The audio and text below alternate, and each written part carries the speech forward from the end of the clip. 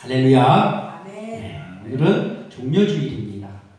예수님께서 우리의 죄를 이제 대속하시기 위해서 예루살렘에 입성한 일을 기념하면서 우리가 예배를 드리고 있습니다.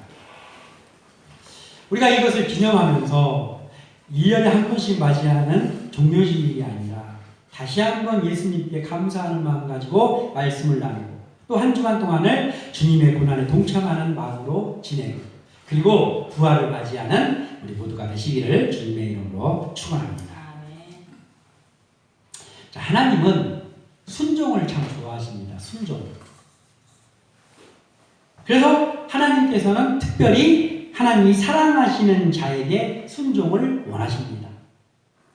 사무엘상 15장 22절 하반절에 순종이 제사보다 낫고 듣는 것이 순양의 기름보다 나으니 우리가 자주 인용하는 또 나누는 말씀입니다.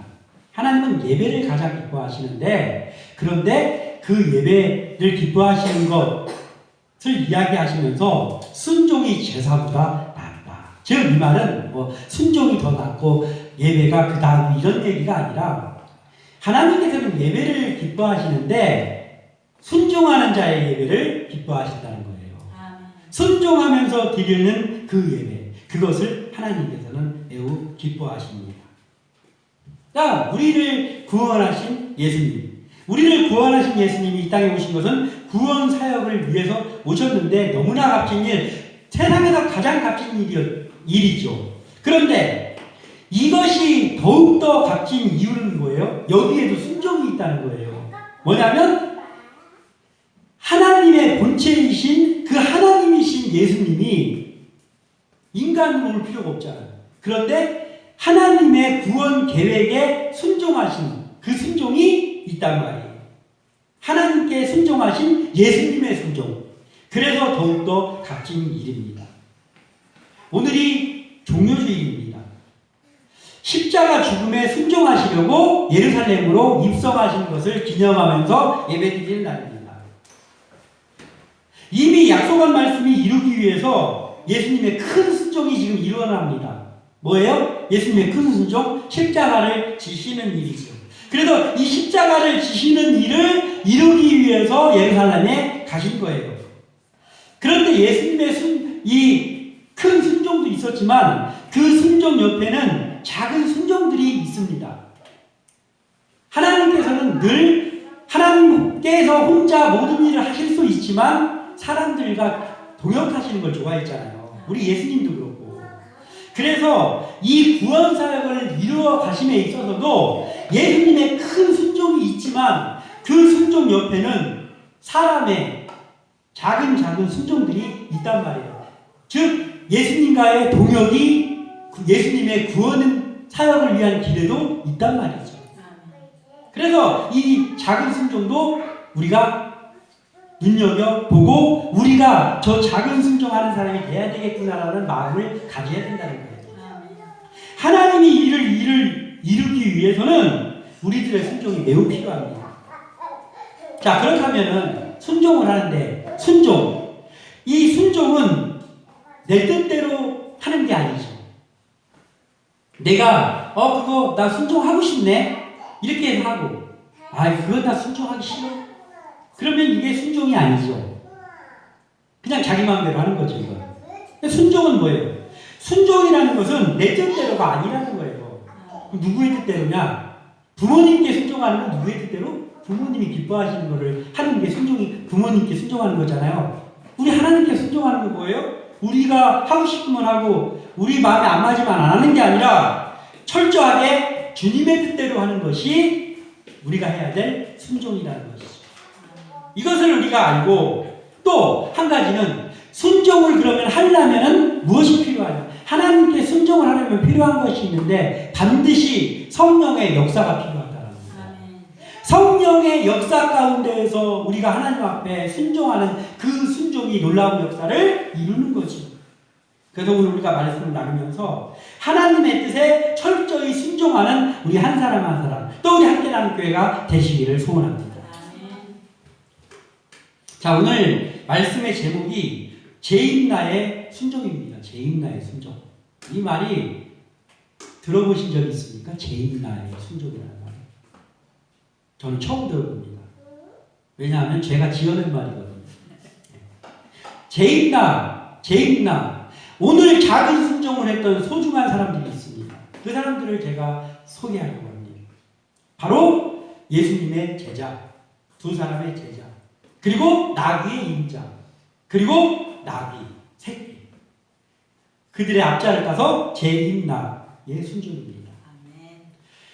자, 오늘 먼저 우리가 살펴볼 것은 첫 번째로 하나님 앞에는 이성을 초월한 순종이 필요하다라는 거예요. 이성을 초월한 순종.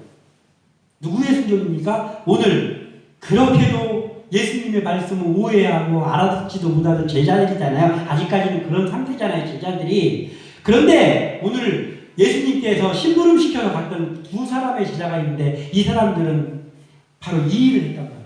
이성을 초월한 순종을 했습니다.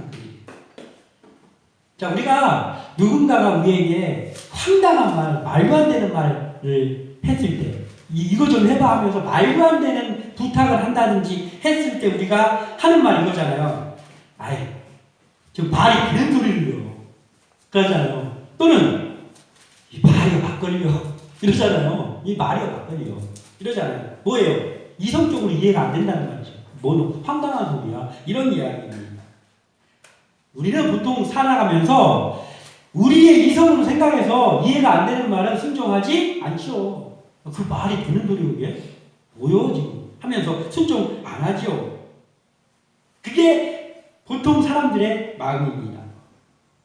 네, 마태복음 21장 5절에 시온 딸에게 이르기를 네 왕이 내게 임하나니 그는 겸손하여 나귀 곧 멍에 매는 짐승의 새끼를 탔도다 하라 하였느니라. 아멘. 이 말씀이 있습니다. 오늘 이 본문이 뭐냐면 이 말씀, 이미 예언되어 있는 이 말씀을 이루시려고 예수님이 지금 일을 하시는 거예요. 그런데 그 일 가운데에 일어난 일입니다. 근데 예수님이 이 입성을 하실 때, 예루살렘으로 입성을 하실 때 이 말씀을 이루기 위해서 지금 제자들에게 심부름을 시키는 거예요. 자, 2절을 우리가 다시 한번 읽어보겠습니다. 2절. 자, 2절 시작. 이르시되 너희는 맞은편 마을로 가라. 그리로 들어가면 곧 아직 아무도 타보지 않은 나귀 새끼가 매어 있는 것을 보리니 풀어 끌고 오라. 아멘. 자, 2절에 예수님께서 제자 두 사람을 보내면서 심부름을 시킵니다. 저 맞은편 동네에 가면은 나귀 새끼가 매어 있거든. 그거 풀어가지고 나한테 갖고 와라 하는 거예요. 자, 예수님께서 지금 이성적으로 생각하면 뭘 시킨 거예요? 뭘 시키신 거예요? 도둑질 아닙니까? 이게 도둑질? 응? 주인하고 약속한 것도 아니잖아. 그냥 저기 가면은 나귀 새끼 뭐 매여 있는데 그거 풀어갖고 나한테 갖고 와. 주인한테 임자에게 허락받고 이렇게 해가지고 하는 걸 하라는 게 아니에요. 그거 풀어갖고 나한테 갖고 와. 이 도둑질 아니에요? 제자들이 아유 예수님 그 주인하고 약속됐습니까? 그 임자들하고 약속됐습니까? 아이 가서 해.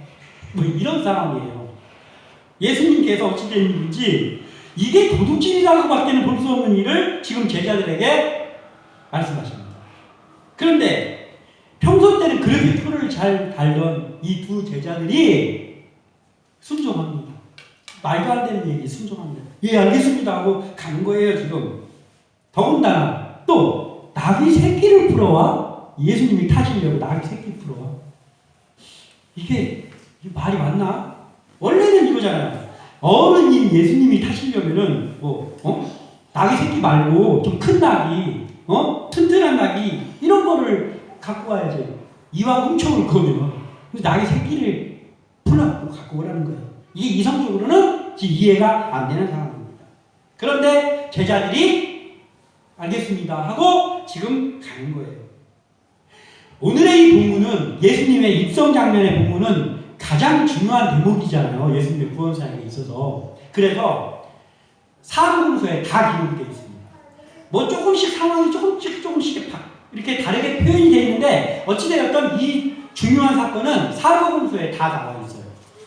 근데 두 제자는 이성에 맞지 않는 심부름에 토를 달지 하고 지금 순종을 합니다. 이성을 초월해서 순종한 두 제자는 지금 무슨 일에 동참하고 있는 거예요? 예언의 말씀을 성취하는 일에 동참하고 있는 거예요. 토를 달지 않고 이성을 초월해서 우리 선생님이 왜 이런 부탁을 하시라는 생각을 하지 않고 우리 선생님, 이분이 메시아일지도 모르는 이 선생님의 말에 토를 달지 않고 초월해서 이성을 초월해서 지금 순종했습니다. 그랬더니 예언을 성취하는 일을 순종하는 거예요. 구원 사역에 이들이 동참하게 됩니다. 우리에게 주어진 이 성경 말씀 순종해야 되잖아요. 우리가 성경 말씀에 순종하는 게 우리의 사명이잖아요. 그런데 자, 이 성경 말씀 우리가 읽어볼 때 여기서 이성적으로 생각해서 순종할 만한 말씀이 얼마나 됩니까? 많이 없는 것 같아요. 제가 읽어보니까 많이 없어. 내 이성적으로 생각해서 이 말씀에 순종하려면 이거 좀 안 될 것 같은데 라는 말씀이 훨씬 많습니다. 말씀이. 그럼 어떤 거예요? 그런데 하나님은 우리에게 말씀에 순종하라고 해서 그럼 이 말이 뭐예요? 이성을 초월해서 해라 이거잖아요. 이성을 초월해서 해라고 황당한 말씀, 거부하는 황당한 말씀입니다. 이걸 써놨습니다. 너무나 많이 써놨습니다. 황당한 말씀. 근데 우리에게 순종하라고 했습니다. 그러면 우리가 할 수 있는 방법은 뭐밖에 없어요? 이성을 초월해서 하는 수밖에 없다고요. 순종. 이 순종, 오늘 제자들이 말도 안 되는 예수님의 심부름에 순종한 것 같은 이성을 초월한 순종이 우리에게 있기를 소원합니다. 자, 하나님이 제사보다도 더 기뻐하시는 순종, 이것은 필연적인 거예요. 우리에게 해도 되고 순종해도 되고 안 해도 되는 게 아니라 필연적으로 순종해야 되는 거예요. 우리가 하나님의 자녀라면 이거 우리가 명심해야 되는 거예요. 이성을 초월한 순종 뒤에는 그러면 하나님이 왜 이렇게 이성을 초월해서 순종할 일들만 이렇게 많이 써놨나? 그게 뭐예요? 이성을 초월해서 순종을 하면 하나님이 놀라운 역사를 거기에 숨겨놨다는 거예요. 자, 우리가 우리 이성적으로 생각해도 순종할 만한 말만 여기 있다면 순종 못할 말이 우리만 순종합니까? 세상 사람들이 다 순종할 수 있죠. 근데 그렇지 않단 말이에요. 이성을 초월하지 않으면 순종을 못할 만한 말씀들이 거의 다 말란 말이에요. 그건 왜 그래요? 그럼에도 불구하고 이성을 초월해서 순종하면 하나님의 놀라운 역사가 거기에 담겨져 있다는 걸 우리에게 알기 위한 거예요. 제자들은 남의 집에 가서 나귀를 풀어 끌고 오라는 주님의 순종하기 힘든 명령에 아무런 이견을 달지 않았어요. 그리고 전적으로 순종했습니다. 하나님이 순종하기 힘든 명령을 하시는데 그 순종할 때는 우리가 낭패를 당하게 하시지 않아요. 그래서 하나님은 우리를 시험할 때도 어떻게 했어요? 감당할 만한 시험만 주신다고 했어요. 그러니까 그 시험을 통과하면은 하나님께서 무언가를 주시겠다는 거죠. 이거예요. 하나님께 순종을 하기 힘든 그 순종을 하면 그러면 우리가 낭패 당하지 않게 하나님이 다 해놓으셨다는 거예요. 그러니까 우리는 믿고 순종하면 됩니다. 이성을 초월해서.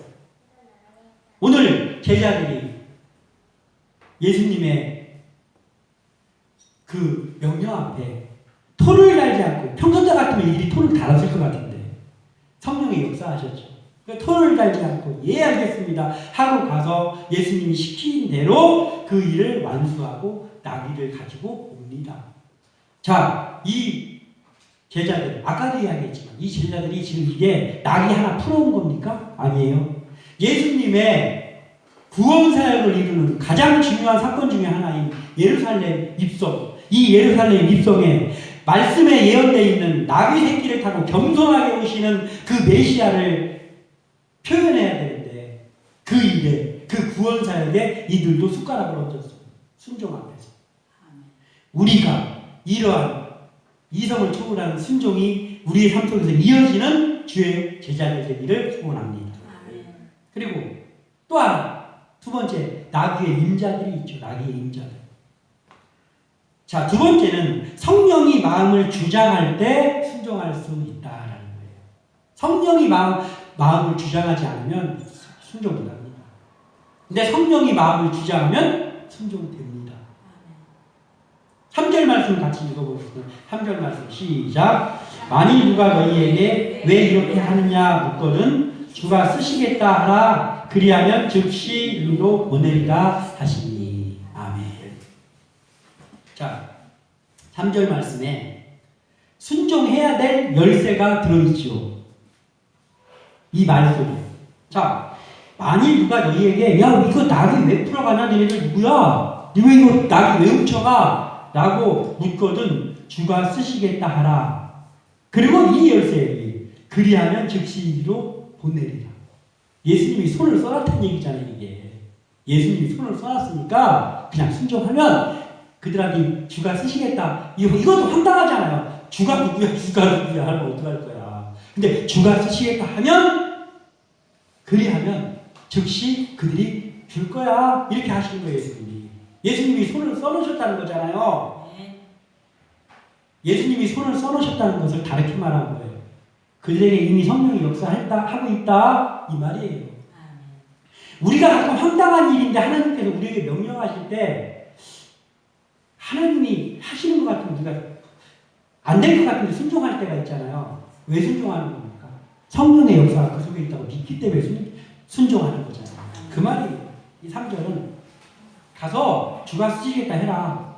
그러면 그들이 보낼 거야. 즉 그들의 그 임자들의 마음속에는 성령 그리스도의 영의 역사가 이미 있다. 이렇게 말씀을 하시는 거예요. 나비 임자의 마음속에 이미 성령의 역사가 있다는 것을 예수님은 말씀하시면서 제자들을 보냈습니다. 그래서 보냈더니 5절과 6절에 제가 읽겠습니다.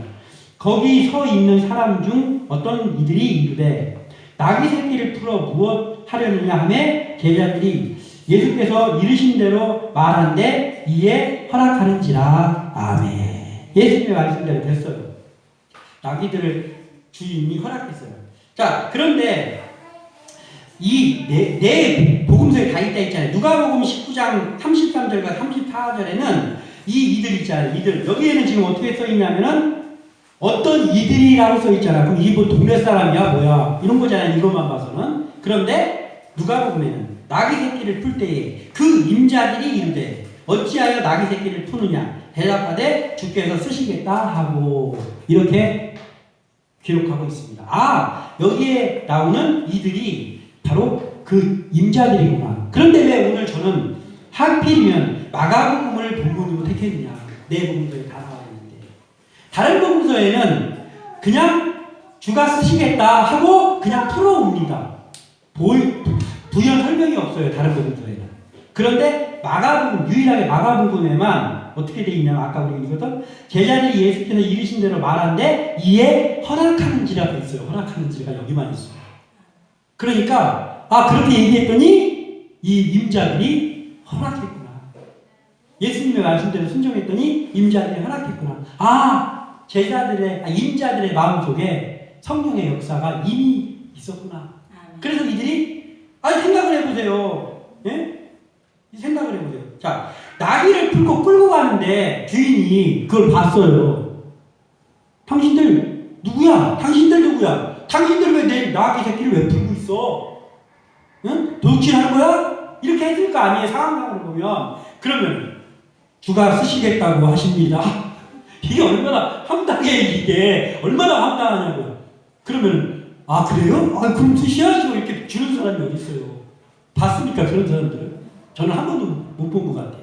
그 사람들이 뭐라고 하냐면 그러면 경찰을 불러 이거 바로 해야 되는 상황이잖아요. 주가 누구야? 무슨 말도 안 되는 소리 하고 있어. 다시 안 묻거나 이게 정상이잖아요. 그런데 그렇습니까? 가져가서 쓰십시오. 이거 어떻게 설명해요? 성령이 그 속에 역사하시는 거예요. 이게 어떻게 성령의 역사라고 할 수 있습니까? 성령에 많이 나와 있어 증거를 대라면 하루 종일 될 수가 있어요. 하나님께서 하나님의 역사를 이루실 때는 악인도 쓰시는 거 믿습니까? 악인도 쓰셔요. 자, 고레스 왕이나 느부갓네살랑 좋은 사람들입니까? 천하의 나쁜 놈들이지. 남의 나라 뺏어갖고 갖는 사람, 이 천하의 나쁜 사람들 아닙니까? 그런데 하나님이 그들에게도 성령이 역사하셔가지고 그들이 막 포로도 풀어주고 가서 성전도 새로 세우라고 막 다 대해주고 막 이렇게 하잖아요. 하나님은 악인도 쓰신다고.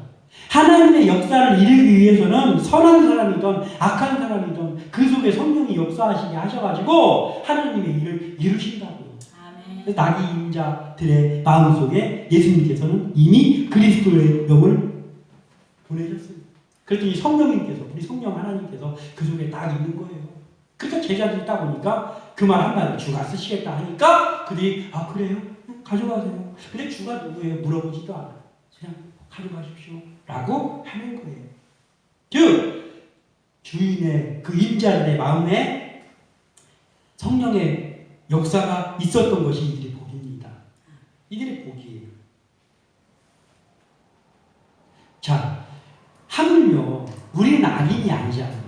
우리는 주의 백성들이잖아요. 그러니까 우리는 당연히 우리 마음속에 성령이 역사해야 되잖아요. 순종해야 되니까. 그러면 우리 마음속에 성령이 역사하시는 것이 우리에게 있어야 하는 그 성령의 역사가 뭐예요? 성령 충만이지.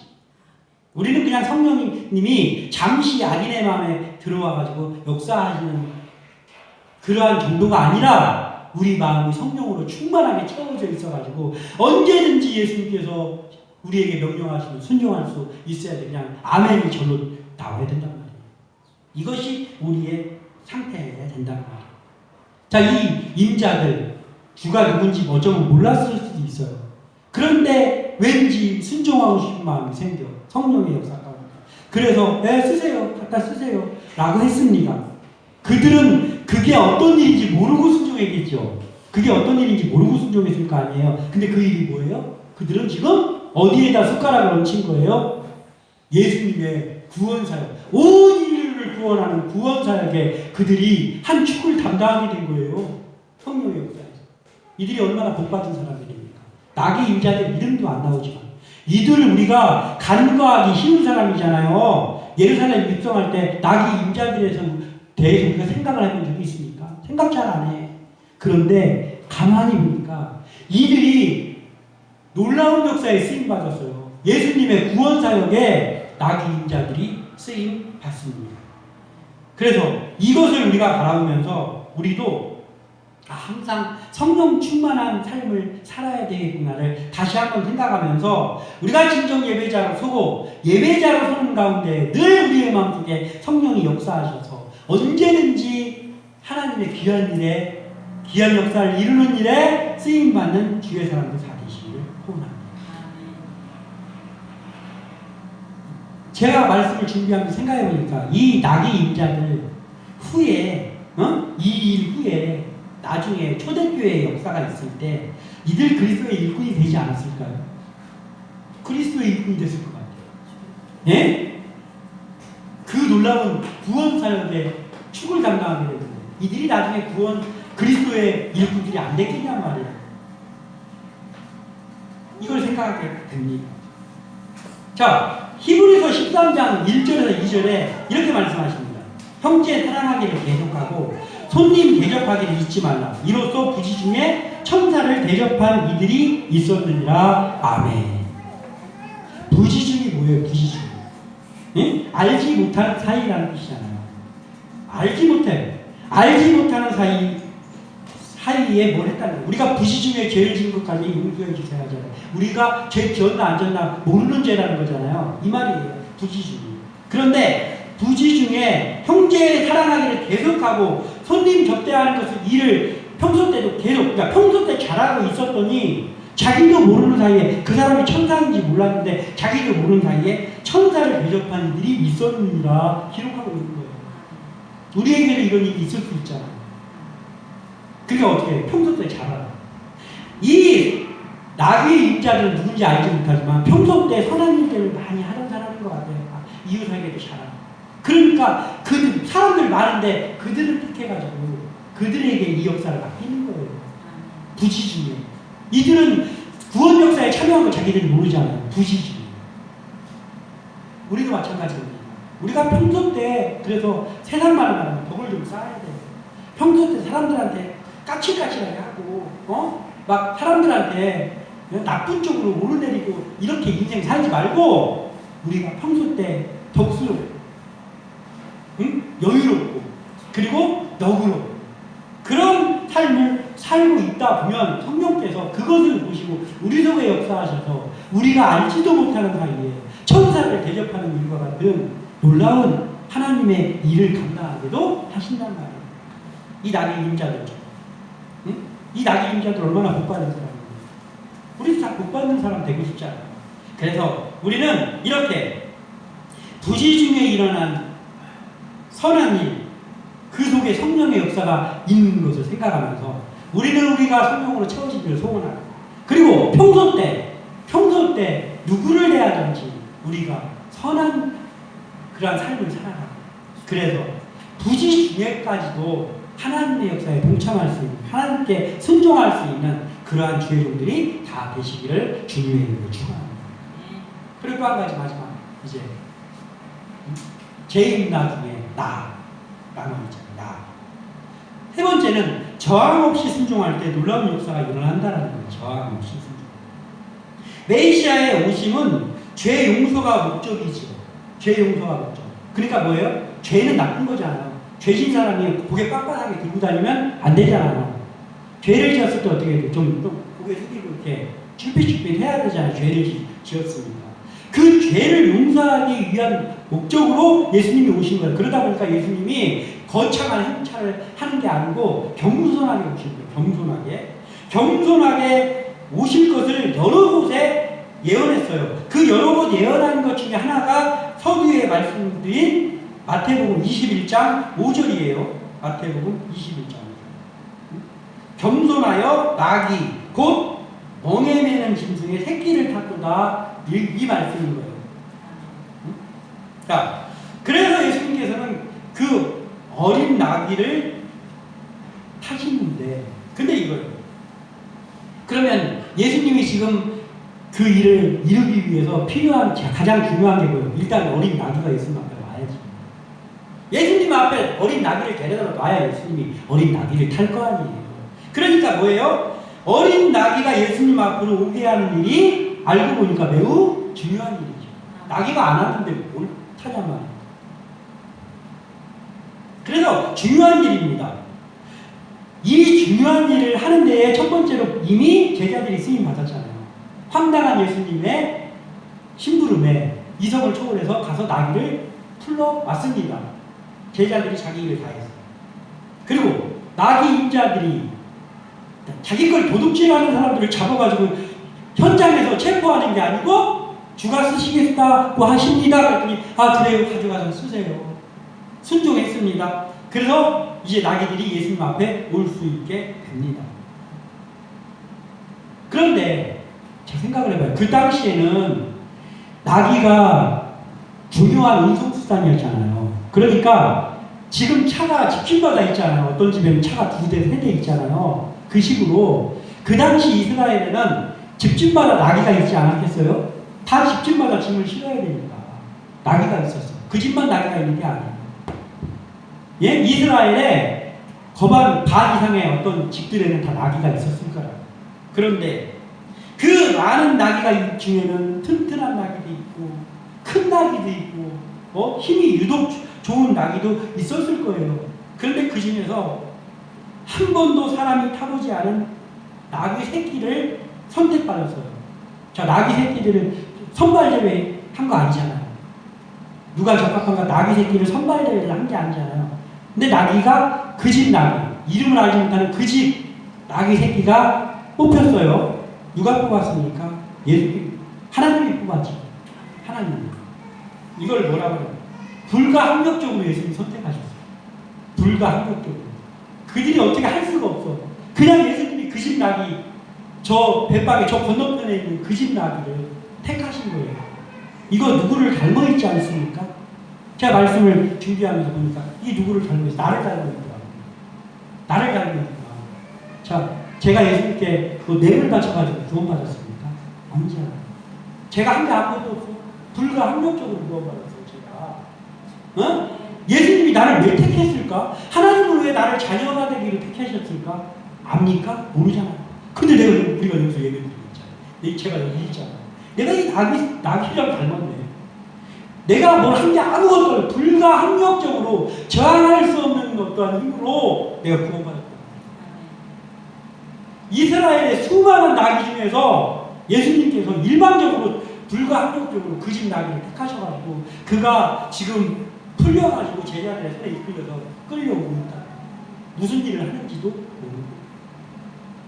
은혜입니다. 이게 은혜. 내가 뭘 한 것이 없는데 예수님이 나를 왜 뽑았는지는 알 수 없으나 뽑아준 이것이 은혜라. 우리가 한 사람 한 사람이 여기에 예수 믿는 사람으로 믿게 돼가지고 여기 와서 예배드리고 있고 직분을 가지고 헌신하고 있는 이것이 은혜라고. 저항할 수 없는 하나님께 순종한 그 은혜입니다.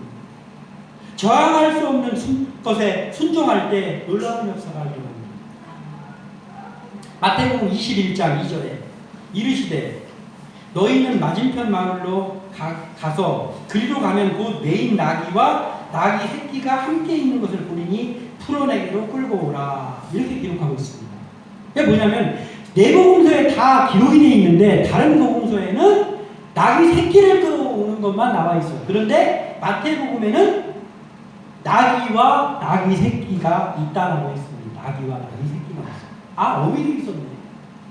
그런데 마태복음 21장 7절에도 나귀와 나귀 새끼를 끌고 와서, 그러니까 어미도 끌고 온 거예요.